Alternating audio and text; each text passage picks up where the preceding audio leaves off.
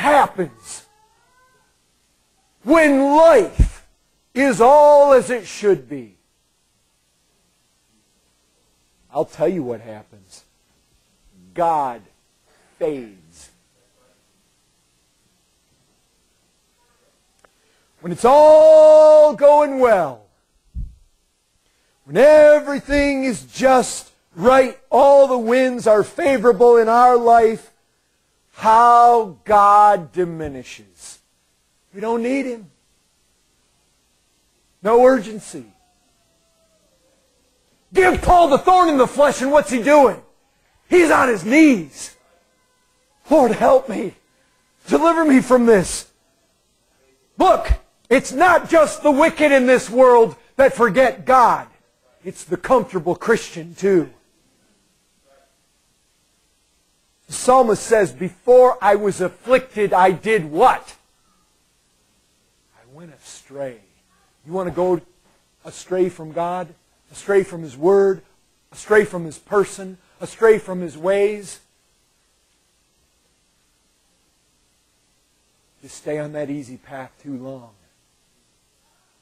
Affliction has a way of pulling us out in prayer. Lord, I need You. I need help here. I need You to sustain me. I need grace. I need to know what to do. I need answers. I need help, Lord. I got this thorn. I got this thing. I got this affliction. It wakes us up. That's what it does. It brings us to where we see things as we ought to see them. Romans 5, it says that suffering produces endurance and character and hope. How God diminishes when life is easy. We get soft, we get worldly, we get careless when it's all smooth sailing.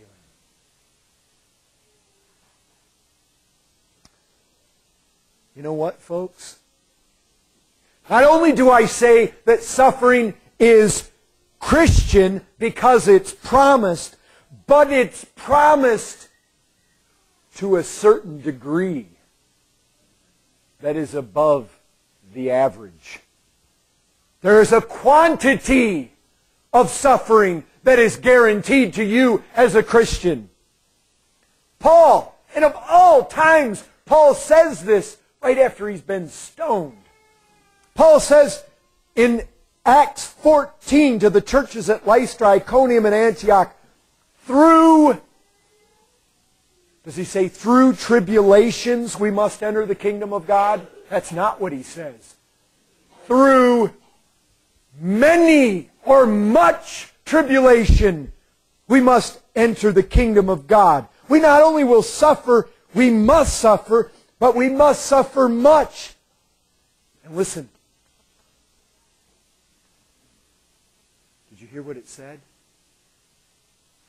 Through many tribulations. Not around them, not over them, not under them. We don't skirt them. We got to go through them.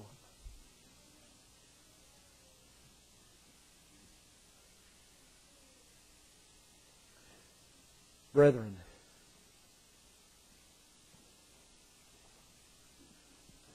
this may be hard for some of us to swallow, especially when we have this idea that Christianity immediately brings heaven on earth.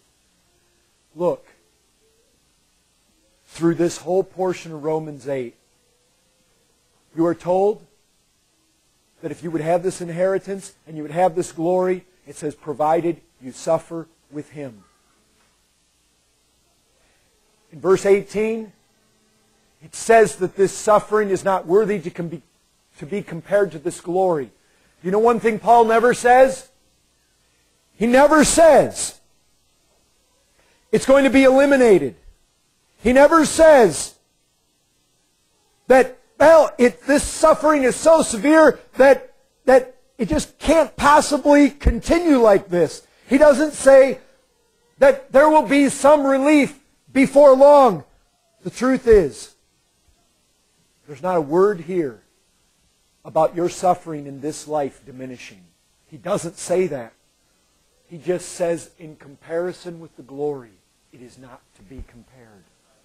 There's no promise here that becoming a Christian will reduce your suffering. In fact, you know what? There's a promise in the Scriptures that it will increase it. You know why? Because those who will strive to live godly in Jesus Christ are going to have another problem besides all the other problems. They're going to face persecution. You're going to suffer for being a Christian. All becoming a Christian does is compound your problems in this life as far as your suffering is concerned. And you know what? This can be so hard for us to understand. You know why it is? You know why it's so difficult? Because we live right now in a world that we are not isolated from. We are influenced more than we know. And you know what its thinking is? We got this immediate gratification mindset, do we not? We want it now. We want everything now. We want to be happy now.